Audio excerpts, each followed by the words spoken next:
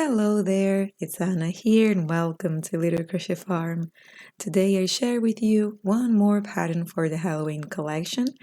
Is this Halloween surprise goodie bag, where of course you can put a lot of nice goodies inside. The written pattern you can find in the description box of this video as well as in the first comment, and there you can find all detailed instructions on how to make this as well as all the materials, the needle that I used, everything that you need. For this pattern I did not shoot a video tutorial as the great majority of my patterns here in this YouTube channel, but it's a very easy pattern to follow up and you can finish super fast. If you have any questions, please leave them in the comment box below. I will be very happy to help you.